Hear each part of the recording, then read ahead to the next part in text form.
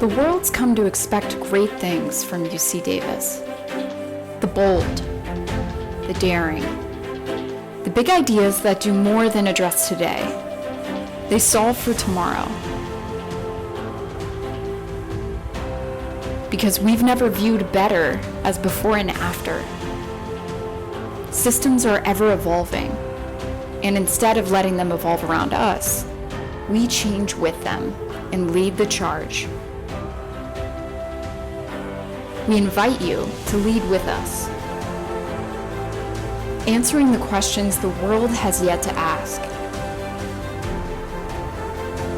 educating the students who dream of a brighter, healthier, and more just tomorrow, shaping the course of what's happening to what can and should be.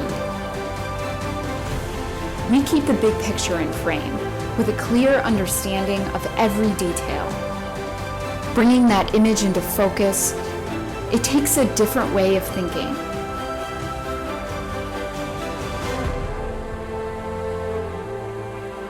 A different way of looking at the world. It takes a fresh point of view beyond a single vision. The kinds of collaborations that advance what's healthy, humane, and right. The kind of approaches that push the edges of unconventional. The kinds of solutions that reframe what's possible. The kinds of leaders that reveal a new way forward. Big ideas that seem unimaginable at the start simply need the time and space to grow.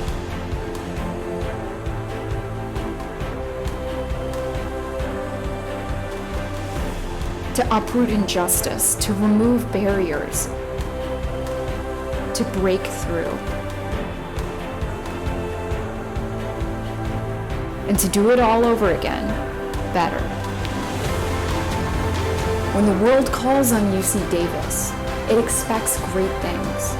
With your help, we can show the world it should expect even greater.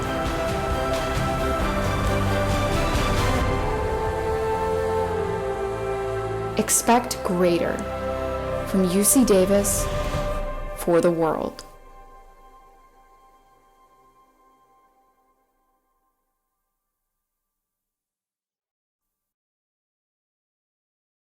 Hello everyone, I'm Chancellor Gary May. For those of you who attended part 1 of our Plugged In event on sustaining healthier communities, welcome back. For those who couldn't attend, welcome. To give you a quick recap, in part 1, Dr. Meji Abu Najim led our expert panel through a discussion on the theme, Living with the Threat of Wildfires. They discussed the impact of recent wildfires on our communities, health, natural resources, diversity, and the health of our forests. We also learned how the holistic approach of UC Davis to climate change is creating healthier, more resilient communities across our region and far beyond. Today, we'll continue the conversation, focusing on how we can build circular economies while fighting fires. Reducing the risk of wildfires can be cost prohibitive, but the alternative do-nothing scenario is one we cannot afford. UC Davis is exceptionally well positioned to address this problem. With experts across disciplines, we are reimagining the risk of accumulated forest fuel as an opportunity. It's an opportunity to build a balanced coexistence between human civilization and the environment. Together, we're creating new approaches for restoring life in towns and cities at the urban-wildlife interface. At the same time, we're looking for solutions that fully integrate the 3 pillars of sustainability: the environment, the economy, and human society. At UC Davis, our innovative researchers are constantly pushing the boundaries and redefining what's possible. Our panel of experts will share some of these innovations today and demonstrate how UC Davis is a global hub for actionable solutions that will lead to the long-term health of our planet and our communities. I hope you enjoy the discussion. Thank you, Chancellor May, and good afternoon, everyone.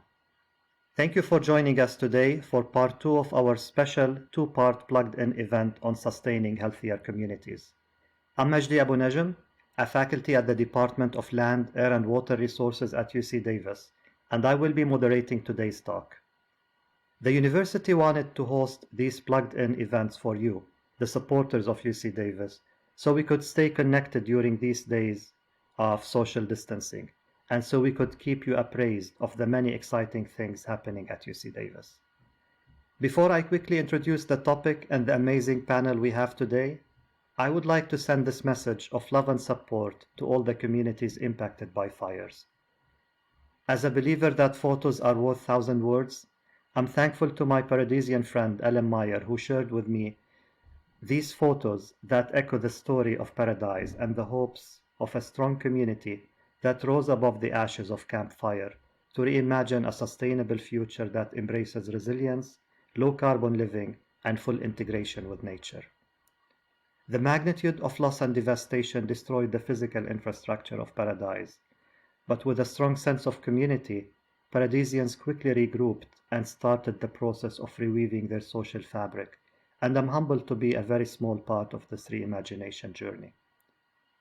As Chancellor May said, the cost of reducing fire risk can be prohibitive, but leaving our forests to return years of credit of its sequestered carbon into the atmosphere is a costly do-nothing scenario that we cannot afford.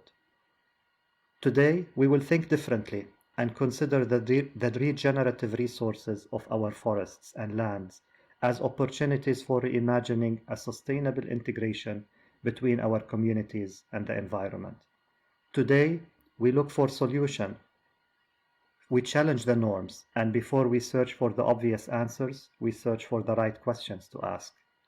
In meeting with these members of impacted communities from Paradise, from Nevada City, and others, common themes emerged: reimagination, weaving of the social fabric, economic challenges, and unsustainable and uncertain future. Let us imagine together a new approach for restoring a sustainable life in towns and cities. Through listening and observation, we will work with communities to try to weave the social fabric through circular economic solutions drawn from regenerative and renewable environmental resources.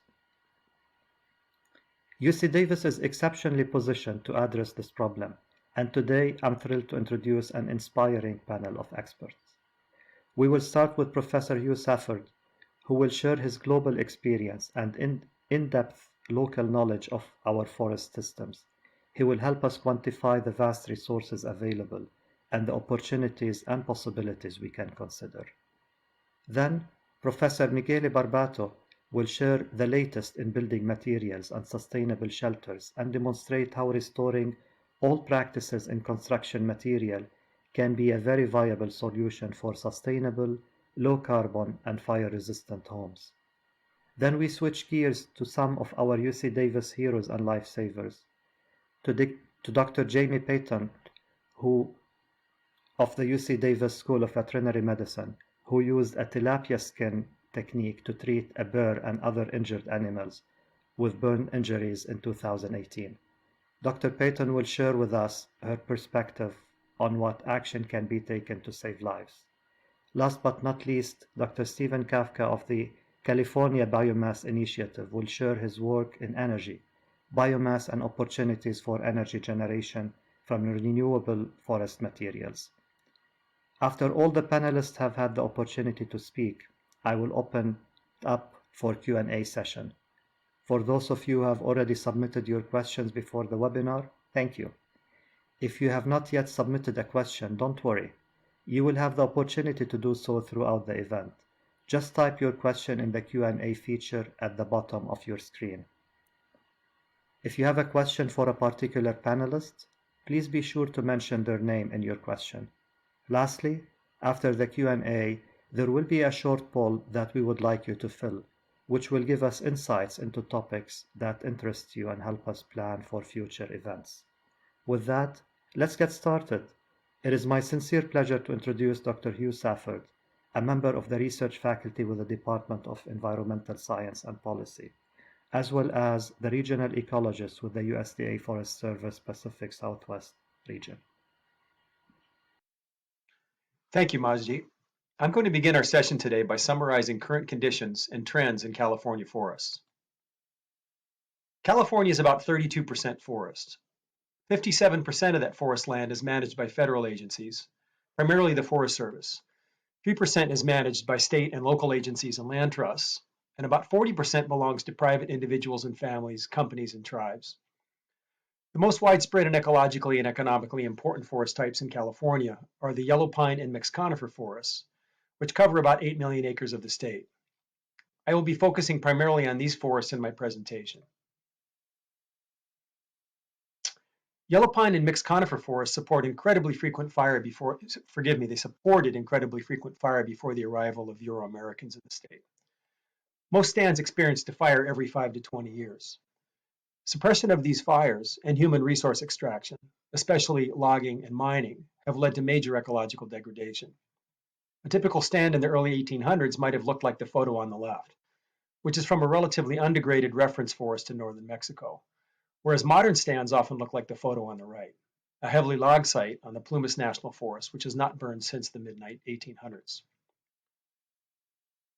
This slide shows forest densities at sites in the Lake Tahoe Basin and on the west slope south of Yosemite.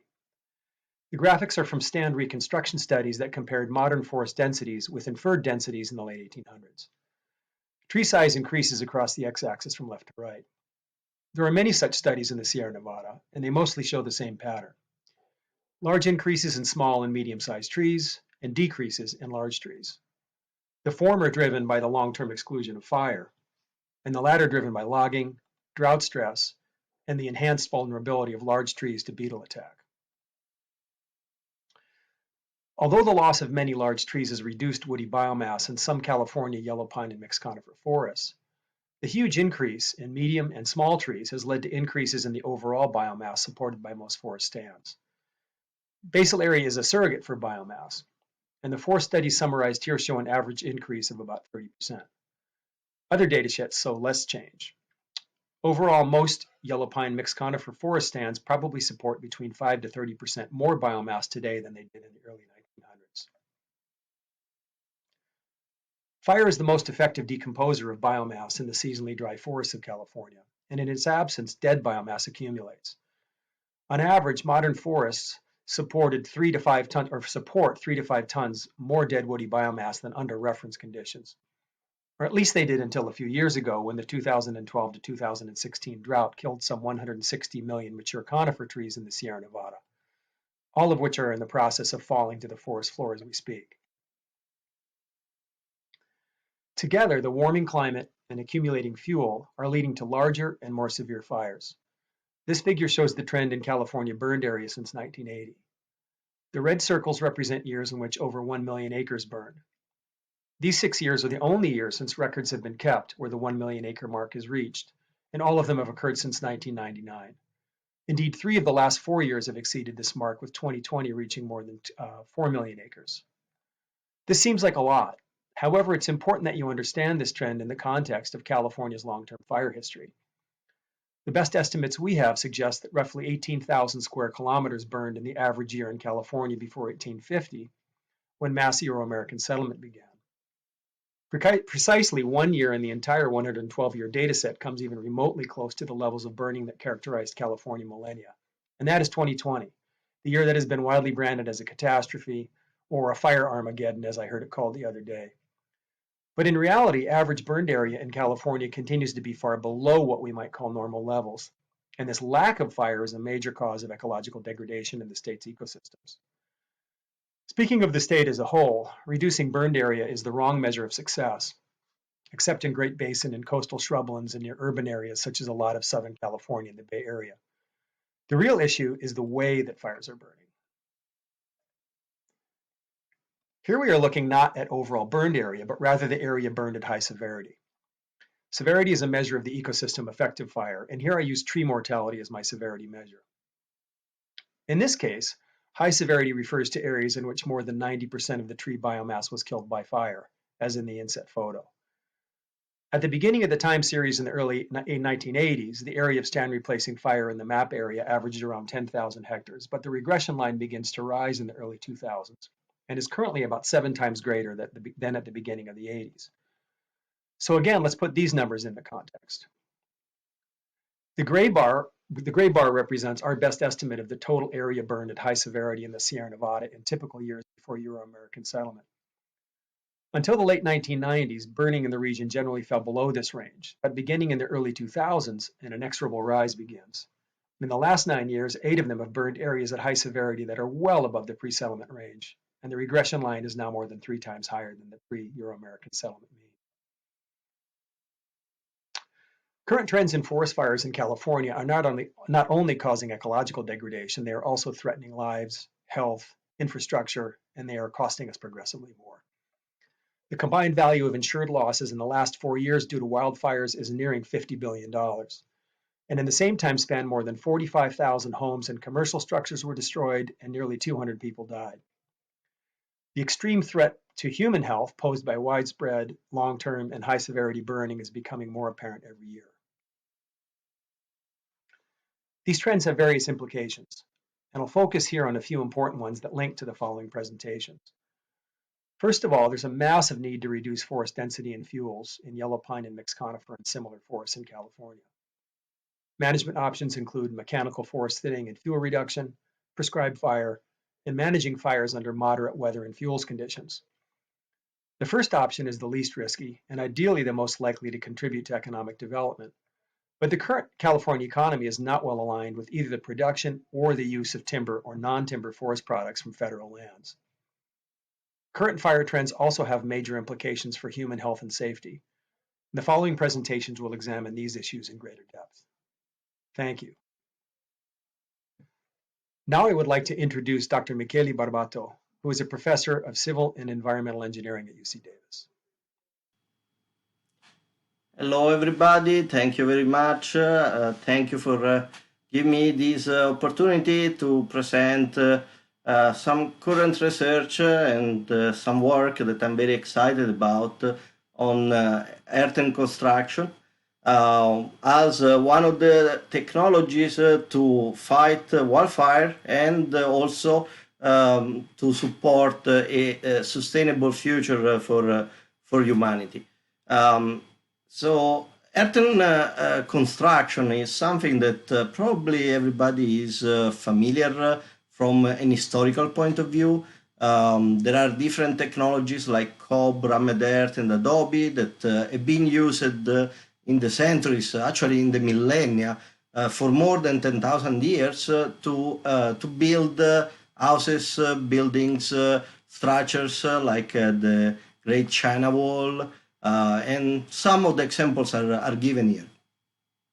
These structures have been built all over the world, and the idea is really to use this very ancient solution for building the houses that we need in the near future.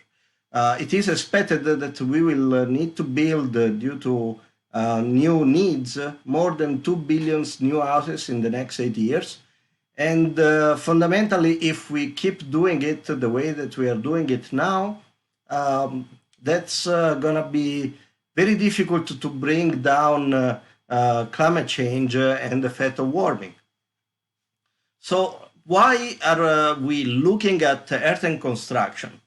It has a lot of advantages. The material is affordable, actually it's dirt, so it's zero cost, except you need to excavate it. And is locally appropriate, is widely available, can be found in the different locations, ideal for places that are difficult to reach in the middle of the WUI. It is recyclable. It has great properties in terms of air quality, indoor air quality, humidity, energy efficiency, thermal insulation. By itself is eco-efficient and sustainable. In fact, it has a lower embodied energy than most of other conventional construction materials. So it's really sustainable.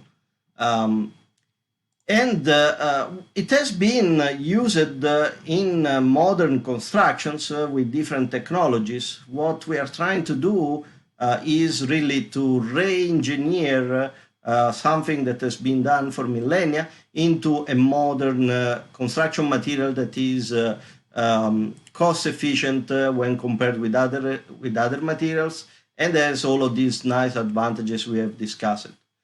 The material can be produced very easily. These are some example of blocks, and this is some of our students building blocks using a machine that we made ourselves here at UC Davis. Obviously, we are not planning to use this machine to build houses. We bought another machine that can produce these blocks hydraulically with more than 4 blocks produced per hour. The reason that I'm looking at this material for wildfire protection is that this material doesn't burn. It's very resistant from a point of view of wildfire resistance. And here, just to give you an idea, I'm showing how 2 different blocks of wood and our block made of soil behave when they are torched. As you can see, all it happens to our blocks is that it changes a little bit color, while the wood that is used for building houses right now in the United States, as you can see, it burns down. So my question is, which house would you prefer to be living in when a wildfire is coming close to it? I'm putting my money on the earth blocks. So we are proceeding with our research and trying to achieve some new knowledge. We need to understand, obviously, the mechanical properties under different fire conditions. We are developing an even more affordable mortarless interlocking earth blocks typology of construction. We need to define new design guidelines so that these signs can be applied in the field. And we are investigating how to build wildfire shelters, where obviously there are a lot of other technologies that are entering into their development to ensure the air quality, to ensure the internal temperature and all of the other things. And finally, we want to build a prototype of a house and of a wildfire shelter and test them under wildfire conditions. And so now it is my pleasure to introduce the next speaker, Dr. Jamie Payton, Chief of Integrative Medicine Service at the UC Davis Veterinary Medical Teaching Hospital. Thank you. Thank you so much for the introduction, and thank you all for having me here today. So as a veterinarian, when I think about community, I think about not only the people in that community, but also the animals and, of course, the environment as a whole. And over the last several years with the wildfires, we have seen the devastation that has not only affected people, but also the companion animals, the livestock, and the wildlife. Now, in this slide, you'll see several of my patients that I've been fortunate enough to treat over the years. And they really are the inspiration for my research and why I've moved forward to think outside the box and try to find solutions for burn injuries. So when we look at animals, when we started getting these animals in with burn injuries, what we recognize is that it was very difficult to find any information. There's quite a bit of research looking at burn injuries in humans, and over 11 million people worldwide each year are affected with burn injuries and treated, but we had very little information for animals. And so that was sort of that inspiration to start looking at, are there other solutions available? Can we come up with something to treat burn injuries in animals that, one, helps their pain, 2, helps decrease time to wound healing, 3, could be used not only in the hospital, but also on site in the field.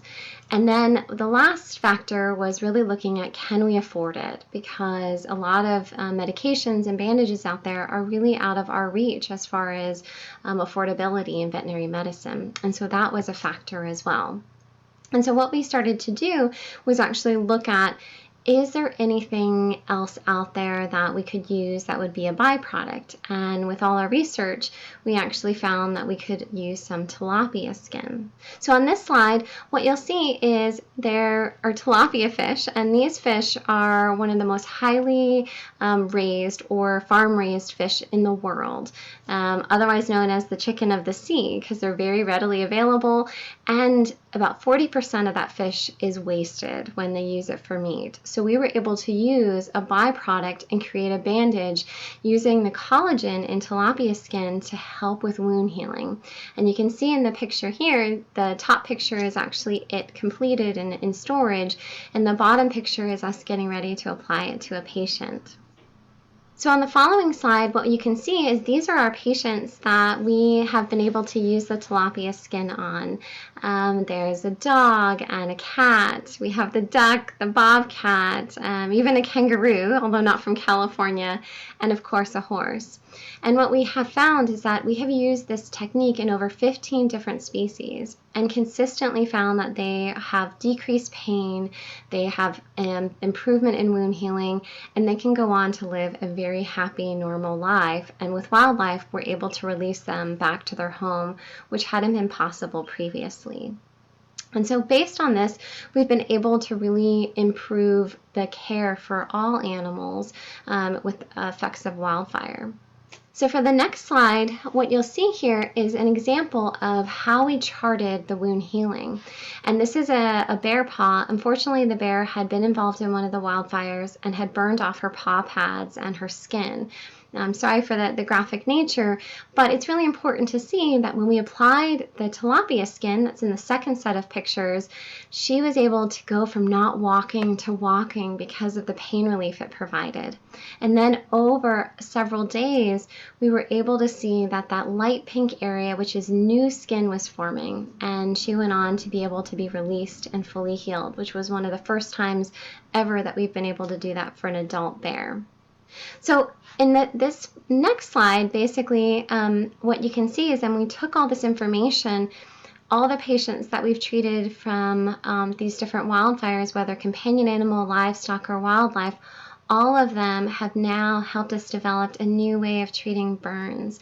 And we currently have studies going on that animals may be able to help people, meaning the treatments we've been using for the animals, like using the fish skin, we are now looking to see, can we apply that to help people with these burns and have an affordable option to treat them. The last thing that we have really accomplished from helping treat animals in our wildfires is we've created the first wildlife disaster network. This network actually is formed to go out and find these animals and help rehabilitate them and make sure that we're not leaving any part of our One Health approach community behind. So this has been a really exciting time to look at all the animals and how we can really look at it as a One Health approach. So thank you so much for listening to my overview. And now I would like to introduce Dr. Steve Kafka. He is a specialist in CE from the Department of Plant Science and also the director of California Biomass Collaborative. Good morning, everybody. I'd like to talk to you a little bit about the use of forest biomass, particularly as a fire prevention method for bioproducts and bioenergy in California. The first thing to know is that biomass resources in California are diverse. What do we mean by biomass? Well, it varies. There's biomass residuals available from agriculture or from crops. There's forest residuals that can come from thinnings and residues from lumber companies and fuel load reduction for wildfire prevention. There's urban biomass that comes from urban residuals like the urban solid wastes that are collected. There's a lot of biomass in California. It's not evenly distributed. For example, there's a large amount of urban biomass, as you might imagine, in Los Angeles, quite a bit of agricultural biomass in the Central Valley, and forest biomass in the Sierras, the Siskiyous, and the coastal mountain ranges. Why use biomass in a circular economy? Well, prudent use can be carbon neutral or even carbon negative. We have, as I mentioned and showed you already, this large biomass resource in California. This has tremendous biochemical diversity that leads to a large number of uses. It's within the state, so its use directly benefits the state's economy. And there's a clear need for improved resource management, especially in forest areas, with potentially very large social, economic, and environmental benefits. But there's an elusive nexus to achieve among forest ecosystem management and forest health, climate change mitigation, and the production of renewable energy and bioproducts. But we can't avoid achieving that nexus given the increased threats to our forests due to urbanization and climate change. Now, it's important to keep in mind that biomass is fairly complicated. Depending on the kind of biomass and the location where it's collected, there are all different kinds of processes that are biomass particular and location specific that have to do with collection, processing, storage, and transport. There are very many diverse kinds of conversion technologies, from combustion, gasification, and so on, thermochemical conversion, biochemical conversion like anaerobic digestion, and other kinds of processes. And there's a lot of dynamic change going on in this area and invention of new processes all the time. And the kinds of products that can be made are diverse. You can create energy in terms of heat and electricity, you can create biofuels, and you can create bioproducts. Another thing to keep in mind is that, like politics, all biomass is local. So in California, there's going to be many different optimum solutions for how best to manage landscapes and use the biomass that comes from them, depending on where you might be located. Also, there are conflicting and sometimes incongruent objectives locally, regionally, and at the state level, and even nationally in the public sphere. And in California in particular, it's difficult to site and locate new businesses of any kind, and biomass businesses perhaps in particular. We often see technologies invented in California, but only implemented elsewhere for those reasons. The state is focused to some degree on creating and expanding its bioeconomy. A couple of years ago, the Air Resources Board held a very interesting meeting. You can find a link to that meeting, called the Bioresources Economy Summit. We helped to plan and organize that meeting. And there are a large number of state public policies focused on climate and resource management that support the potential development of a bioeconomy from all sources, including forest. So this is a very interesting picture that we tend to think of forests perhaps naively as all uniform, but they're extraordinarily diverse. And the amount of biomass and the potential access to biomass that will vary substantially by location in the state. Some parts of the state have large amounts of softwood biomass.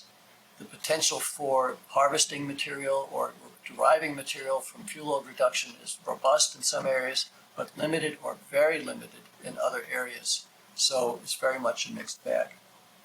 We've been studying that issue, we're among many groups, for a number of years. Perhaps a decade ago, under contract with the California Energy Commission, we created an analysis of in the Oroville region of what we call the biomass management zone. That attempted basically to identify what kinds of biomass were available in that region and which counties and where in that region that type of biomass was available, often broken down by county and so on. There's quite a bit of data in that report. Particularly of interest these days is that that region included Paradise, town of Paradise, which was subsequently lost to wildfire. There hadn't been adequate protection of the Paradise region. The idea was, and what we discovered in doing the analysis, is that there's all types of different biomasses within that kind of zone that came from agriculture, from urban areas, and from forests.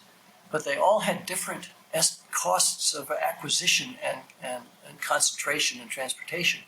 And they all came with different levels of regulatory complexity. The most expensive and the most difficult to acquire were forest residues.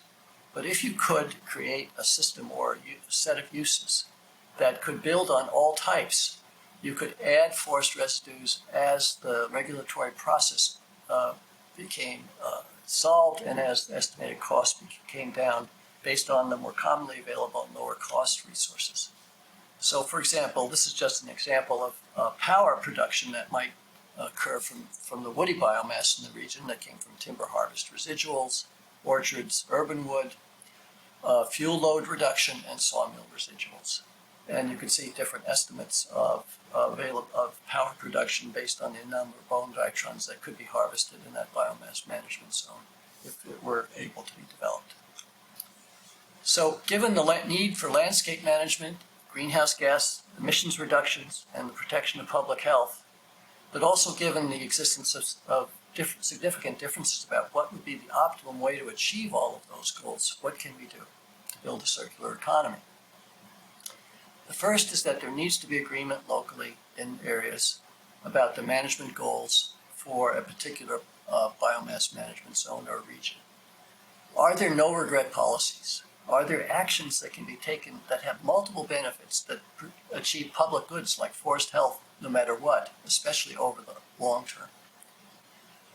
We need to start with public safety, health, and property preservation, but we also have to include public health benefits from smoke and reductions from smoke and particulates from wildfires.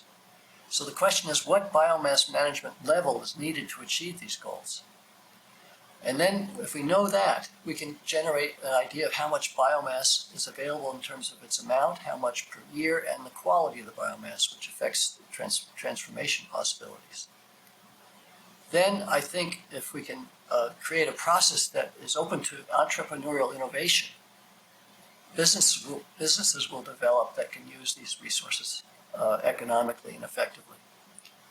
To allow them to develop, we have to have a process that allows for permitting and siting to occur without excessive economic costs due to NIMBYism and so on. So those are the goals, and those are partly, I think, the pathways for achieving those goals.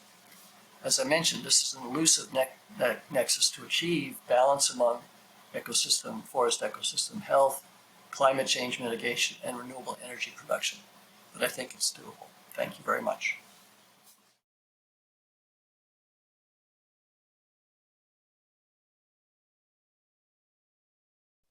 Thank you to all our panelists for sharing how their work is changing lives and leading our communities towards a healthier future.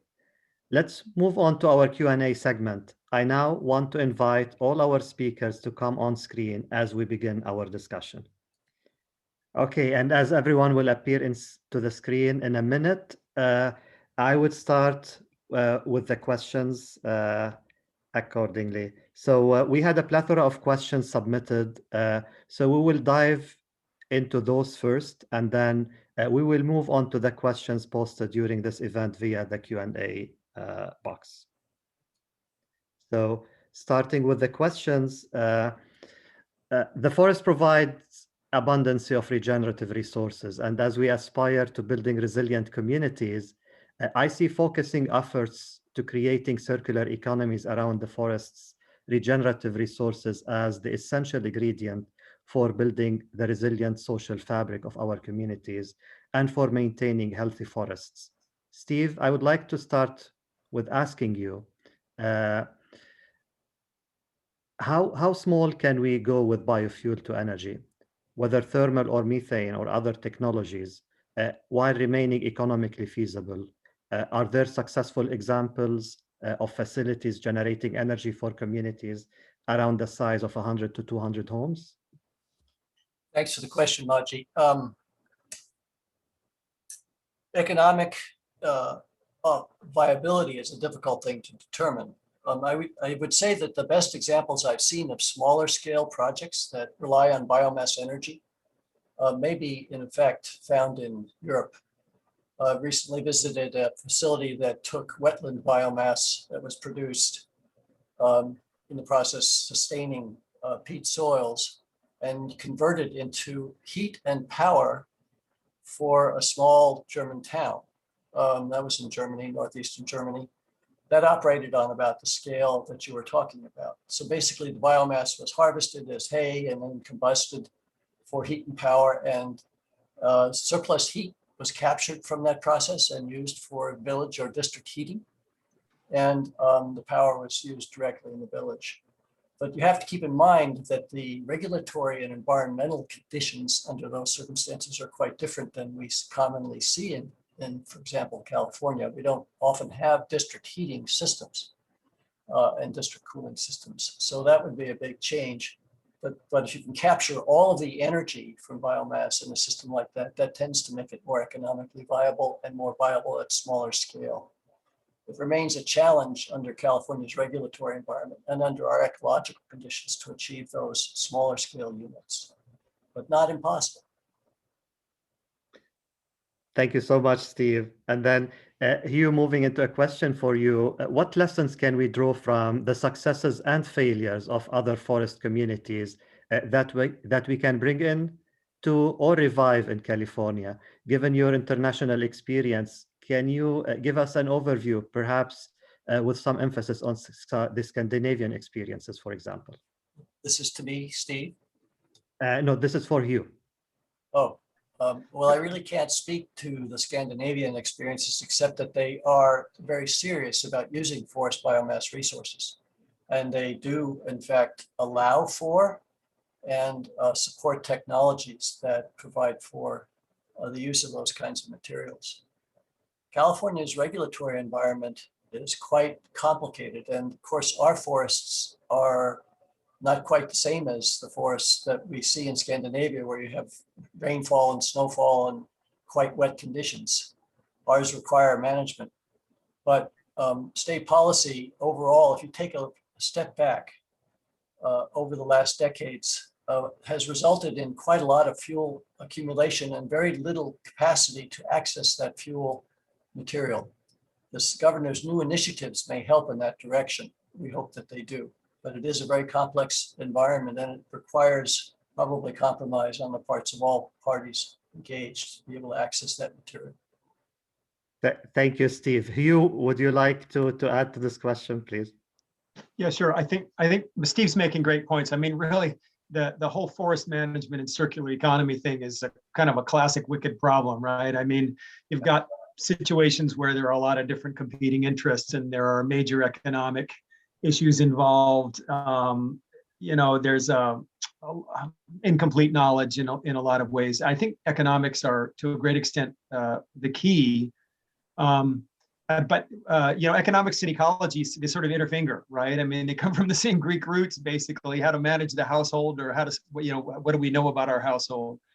And one of the few principles we have in ecology, really, that really holds any real water, is that there's no free lunch. Well, that's really an economic, statement, that whatever you do, there are costs and trade-offs. And I think what's happened in a lot of the Western U.S., but most profoundly in California, given that we're 1/8 of the U.S. population at this point, is that a lot of people are living in what are actually highly risky environments, but they had no idea that they were under any risk whatsoever, because for a good part of the 20th century, we had great success in putting out every single forest fire that started in the system. We can't do that anymore. It's not working well anymore, and we're losing people and homes and a whole lot of other things as well. So I think economics are a lot of it. A lot of it's going to take subsidy and major changes in federal policy, state policies, the way state laws and regulations work. But it's also going to take people understanding that they live in a risky environment, and they live in the forest, and that forests aren't simply things that sit there and stay the same. They're not just static. And I think we also have to remember that humans are parts of forest ecosystems. We're not some sort of alien force. And all of that is important. And economic use of forest products is a huge part of it. But what we build our homes out of is a huge issue too. And Kelly will talk more about this. But in the U.S. and Australia, we largely build out of wood, at least in the Western U.S. Wood's flammable, right? And when they have forest fires in the Mediterranean, they don't tend to worry nearly as much about the potential to lose homes or lives, because people are living in stucco and adobe and things like that. The environment obviously is a little bit more built up as well. But I think one of the biggest issues is, how do you, the circular economy is really the central issue here. And how is it that you funnel money back into sustainable and effective landscape management? And the way that water rights, for example, are set up in the US, and particularly in California, it's inimical to that. I mean, 60% of the water that's used by humans in California comes out of Sierra Nevada National Forests. And there's currently no way for monetary feedback to find its way from water users who use water from those watersheds to actual landscape management in the watersheds that is guaranteeing that. Recreation is the same way. Lake Tahoe Basin, 24 million people, tourists a year visit the Lake Tahoe Basin, and they have all sorts of wonderful experiences, but also impacts on the forests there. Yet there's literally zero monetary feedback from those visitors to the forest management itself. So I think connecting a lot of these, parts of the circular economy, I think that's really, really key. Great points. Thanks, Hugh. Jamie, the next question is for you. And what an impressive solution using tilapia skin for burn treatments. Thank you for your work on such solutions that are transformative and life-saving. I'm wondering about the challenges you are working on for having this solution deployable and ready for use by first responders and by communities in cases of emergencies and when transporting burned animals to specialized vet hospitals cannot be an option. Yeah, it's always interesting. When we created this, it was specifically for our wildlife and for animals. And the data that we've gathered from them has now allowed us to, put forward and try to find funding. So, we always talk, what are the challenges? Well, it's always number one, funding, finding money to do these translational studies where we can now see that it's safe and applicable to people. And then two, getting it approved through the FDA to be able to use in people. And really the goal with it, to get it to first responders, is to make it really easy to take out into the field, which we've been able to do, easy to apply and provide pain relief. And again, when, my talk, I said using it in the field is something very important because you want something that's easy to carry. When you place it, you get a lot of pain relief. And this is something we're also looking to use for our military, because that makes a lot of sense when you can use it out in the field, and people don't have to, take a lot of pain medications and can get back to safety.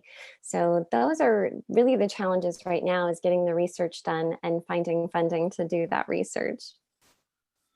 Funding is always a challenge, absolutely. Always. Yeah, thank you, Jamie. And then Michele, what an elegant solution, reviving centuries-old technology to solving today's problems. How do you see this contributing to California's goals towards building decarbonization? Oh, Majdi, and thanks for the question. So this technology really can do a lot in terms of working toward the decarbonization. We really need to understand how what carbon are we talking about, where it is coming from. So I would say there are probably three types of sources of carbon in buildings and houses. The first one is the obvious one, that is embodied carbon. So the energy that is used to build the different structures.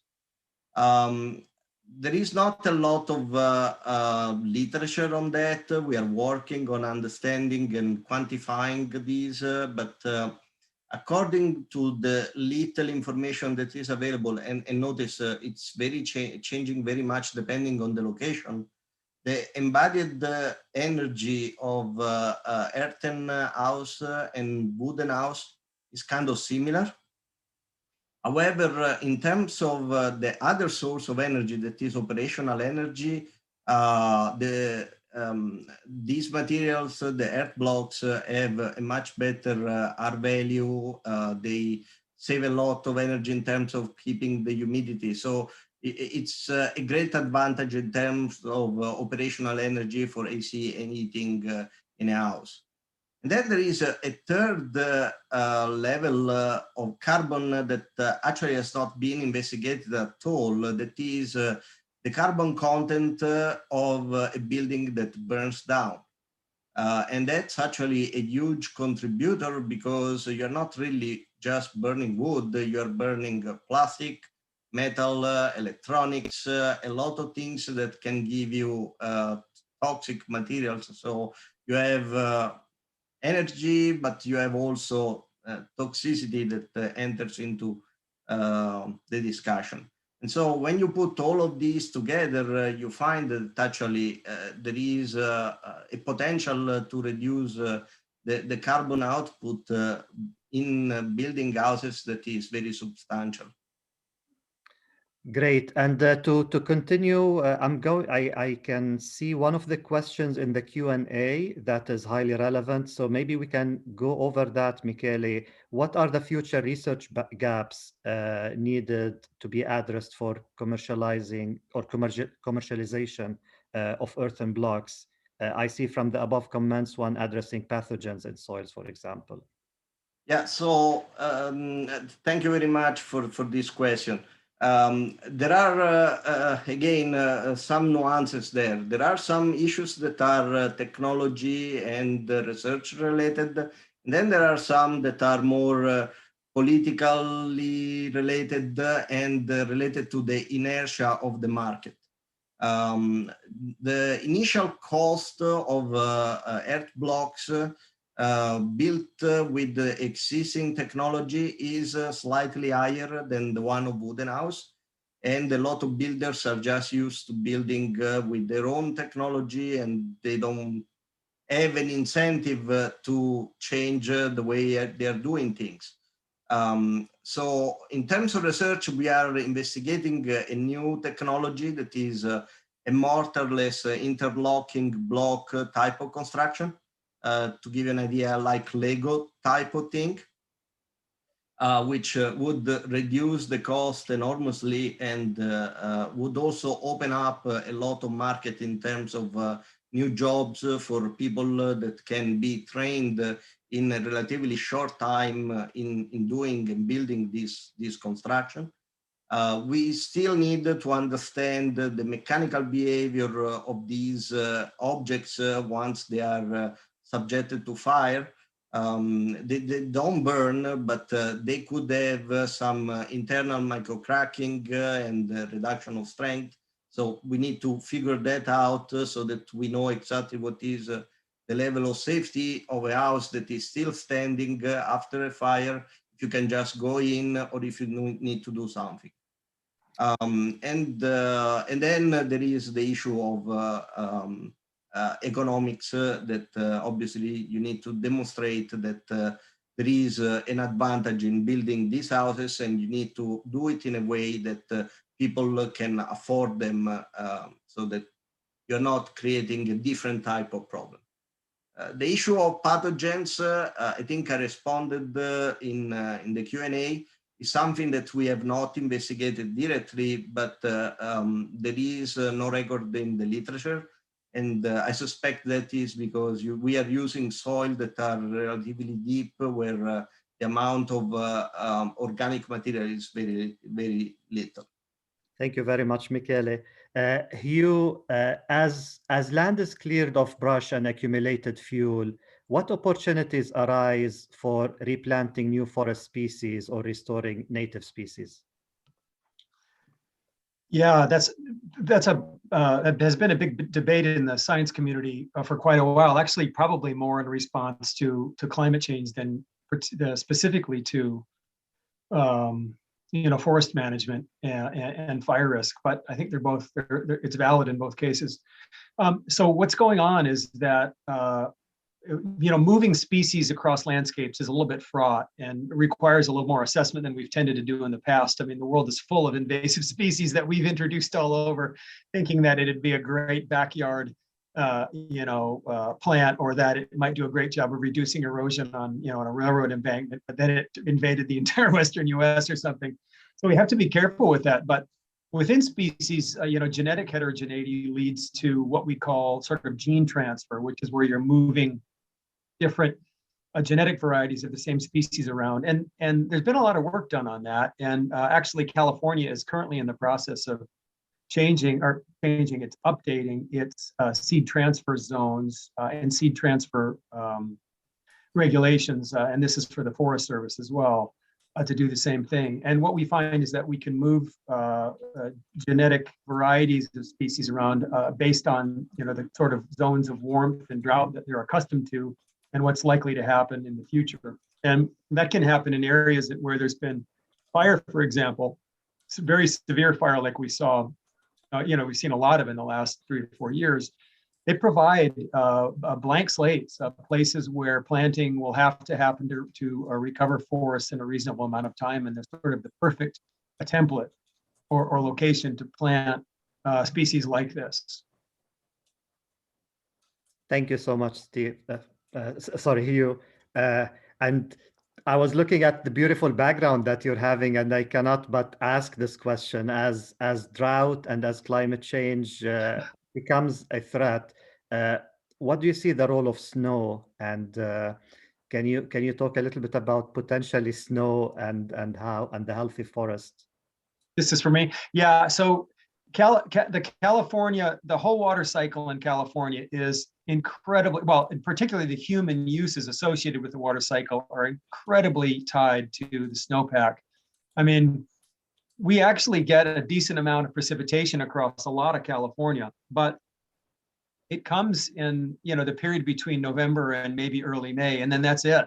And then the person or the guy or whoever's upstairs turns off the switch, and then that's it. And so water use late in the season is dependent on the reservoir system and then the snowpack, which feeds the reservoir system. And as we lose that, it's going to make it a lot more difficult for us to manage agricultural uses and human uses in the long term. And California has been a leader in trying to reduce, water waste, for example, and increase water conservation.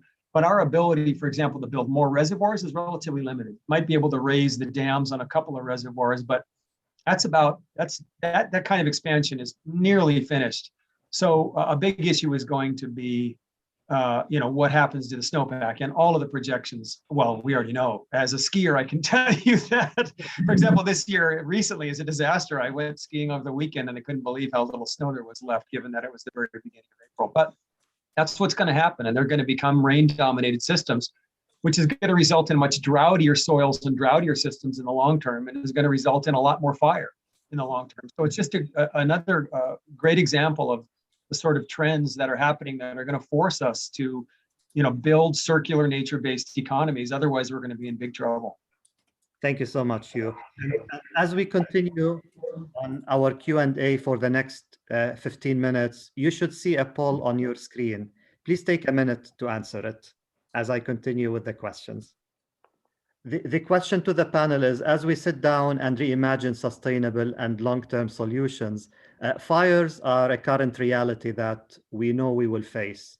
I'm wondering what practical and actionable solutions or tips this panel has for our audience today. What can I do to minimize the risk of fire around me? Things I can do in my backyard, my home, my front yard. And what tips for evacuation do you have? How can we help vulnerable communities and ensure the protection of animals? So I would like to go for 1 minute each. Maybe Jamie, starting with you. Sure. Yeah. I mean, when we look at what we can do, especially regarding to animals, whether it's companion animals or your livestock, the key is really being prepared, having a plan for evacuation, if you have time to evacuate, but also a plan for sometimes shelter in place, especially for large animals. One of the most helpful things is getting a checklist. So there are resources like the Halter Project that have a checklist that can help you be prepared. So just like for yourself, you'll have clothes and your medications. For your animals, you want to make sure you have ability to take them with you, whether that's a carrier, a leash, halters, your trailer setup, and also their medications so that you don't leave them behind. So really that's the key, is having that ahead of time prepared checklist and go bag, not only for yourself, but also for your animals. Thank you, Jamie. Hugh.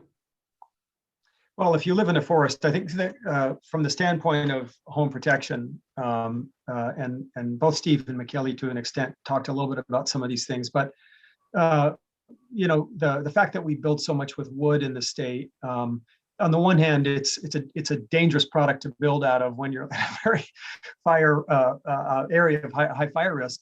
But by the same token, on the other side, it's just surprising how little of the wood that we build with in California actually comes from California. And there's another issue with the whole circular economy and, managing your resources where you live and using them locally so that there's a incentive to manage them with care and with conservation. But in terms of homes, the state has a slug of regulations with respect to defensible space, home hardening, the sorts of products, fire safe surfaces that homes have to incorporate these days, venting, et cetera. And but it was until recently, really until probably about 10, maybe 15 years ago, there was very little enforcement of any of this stuff. And the latest thing that you've seen happening now is the insurance imbroglio now with people having trouble insuring their homes in mountain communities. I don't know what the answer to that is, because it's been said for a long time that market forces ought to be allowed to work on this, and we shouldn't be, forcing people to pay extra on top of their taxes for fire protection. And people have said, okay, well, great. Well, then the insurance issue will deal with it. Well, it's come to the fore now. So that's another big issue, right? Is how do you get the right kind of insurance and how do you afford it as well? Thank you, Hugh. Steve, do you have any thoughts on that also? Yeah, well, I keep saying everything is complicated. The settlement of wildland urban interface areas, especially in the Sierra foothills and other places like that, is complicated. First of all, people often like living in such places. And let's not forget that there's large burnable areas all around the major Southern California cities. Oak chaparral woodlands, Topanga Canyon, Malibu, those regions, parts of Santa Barbara, Monticello, all those places were areas where people intruded into that oak chaparral community because it's aesthetically beautiful and also valuable. So there's that side of it. The other side is that, California has a housing shortage, and one of the less expensive areas to build has been some of these outlying areas in the Sierra counties and other wildland areas. And so it's complicated by the fact that California has a housing shortage. And so, when we think about solutions, we have to kind of at least keep in mind the pressures that are created by other state policies that generally promote the use of these areas. It's a very much larger discussion. What can communities do locally? I think you obviously pointed out that there could be you have to try to enforce safety standards and build wise use of building materials, but also local uses for biomass, for both power and bioproducts. To the degree that we can support that, that would be very valuable. And people in the community could help by trying to support such projects should they be proposed. Quite often, it's very difficult and time consuming to cite and permit any kind of new project almost anywhere in California. I think that kind of mindset is one of the reasons we have a large problem currently, and that's possible to change. Thank you so much, Steve. And Michele, last but not least, any insights from your end? Yeah, sure. I mean, I would give, I don't know if I can call it recommendations, but recommendations for the individuals and recommendations for the community, also tying in with one of the questions that was in the Q&A. So for the individuals, hardening your house against fire is something that if you can do it from an economic point of view, you should do it. There are suggestions, indications, recommendations, whatever you want to call it, in Chapter 7 and Chapter 7A of the California Building Code. They are generally enforced on new constructions, but they should be applied also in retrofitting existing constructions, and that would help a lot the house to increase its probability of survival. You need to keep your defensible space as clear as possible. Try to substitute plants that are vulnerable to fire with plants that are less vulnerable to fire if possible. You need to have a fire preparedness kit and a plan for evacuation with medication, as Jamie was suggesting, for your pets, for your family, all of that kind of things. Obviously, these are all things that cost, so not everybody can do it. For from the point of view of the communities, avoid as much as possible permitting in places that are very vulnerable to fire. Reduce or substitute constructions that are new with non-flammable constructions. If you can afford to have new developments that are fire resistant, great. If not, at least have construction that are ignition resistant. And then you need to make your infrastructure resilient to wildfire, a way of protecting your water sources, develop multiple evacuation routes, have a global plan for your community when something wrong happens, and have a buffer around your community in order to provide protection as much as possible from wildfires, but at least enough time for first responders to act and for people to evacuate when the wildfires that we are seeing now are very difficult to predict. So when something goes wrong, you need to have an extra plan for that. Thank you so much, Michele. Yeah, those Let are me all just add one more thing. As an option of last resort, we should also start thinking about wildfire shelters for first responders and people that are stuck in a place when something goes wrong. This is something that has not been really discussed yet in a serious way in the United States. Thank you so much. There are so many wonderful questions that we won't be able to get to. I still want to push for 2 more questions over the next 3 or 4 minutes. You and I had lots of discussions about mills, and I think this question is for you. Are there any plans to develop more sawmills in California? That's a great question. Again, Steve talked a lot about this kind of stuff, that, you know, our ability to process wood, since it's really clear that for both fire safety and for forest conservation in the long run, we're going to need to remove a lot of biomass from a lot of the California forest land base, since we're not letting fire do that any longer, or indigenous burning. And right now, the trends are not good. Maybe they'll change. Current policy directions in Washington have certainly changed, and California's been going the right way for a while. But you know, in California, there were hundreds of sawmills in the 1960s and 70s, and the latest numbers I have is there's something like 22 or 23 mills of any real size in the state, and most of them are, well, they're actually all privately owned, and as a result, it can be actually very difficult for federal lands to even find any space for their material in those mills. And the other thing that's interesting about most California mills is, I'm not even sure any of them. I was just going to say very few of them are what we call, you know, full service mills that have the infrastructure to utilize production residues like chips, sawdust, bark, and stuff like that. Some of them are tied to biomass burning and energy production for local use, but very few really. And there's going to be the need to develop that sort of functionality as well. And then when you look at the biomass burning as well, Steve can give you the numbers better than I can, but it wasn't that long ago. And I remember that it was on the upswing, and all sorts of little towns were developing biomass energy plans and facilities. But something like 50, I think we're down to about 50% of what we had 10 or 15 years ago at this point in the state.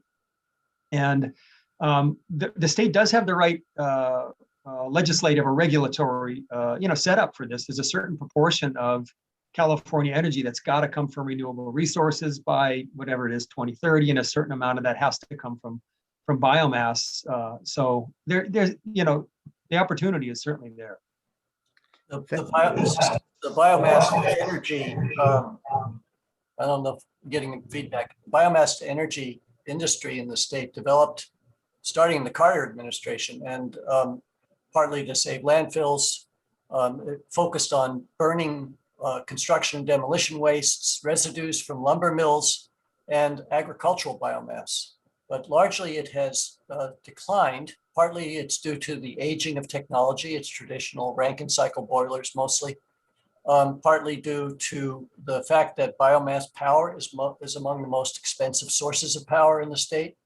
And you have conflicting interests where the Public Utility Commission wants to protect ratepayers in terms of price. The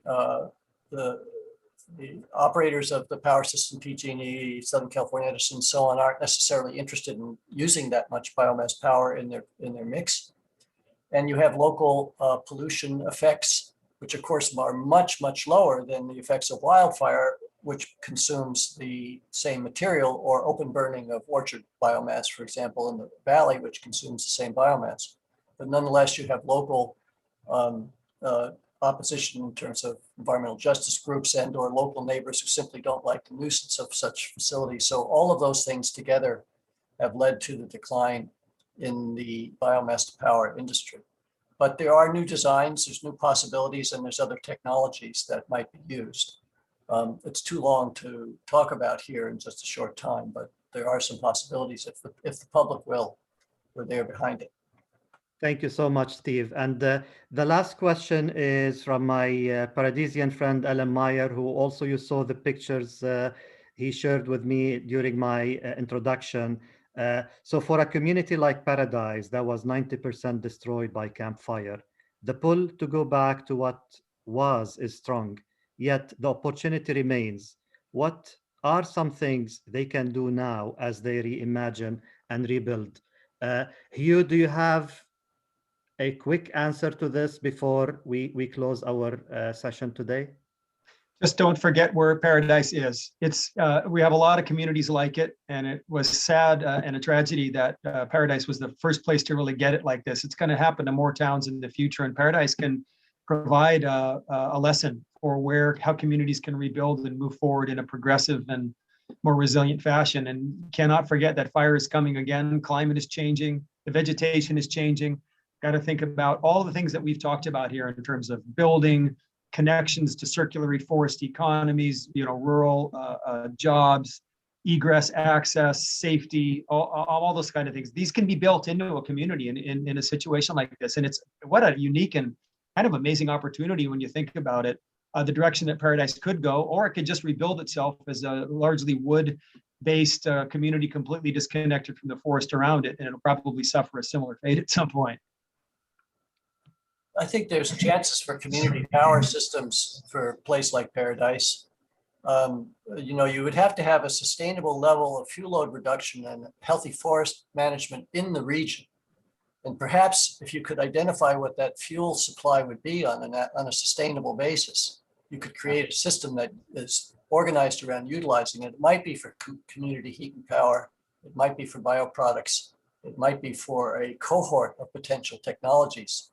The entrepreneurial efforts could be, would arise if a secure supply was available at a secure price. I think we could figure out best uses. That's up to entrepreneurs and business who see business opportunities. But that would have to be a condition for the recreation of that community. Why create it again to only have it burn, as you just said? All right. Well, with hopes, with aspirations for circular economies, I think this is a great place to stop. So thank you for all of your thoughtful questions. It has been really wonderful to see your engagement and have such a thoughtful discussion.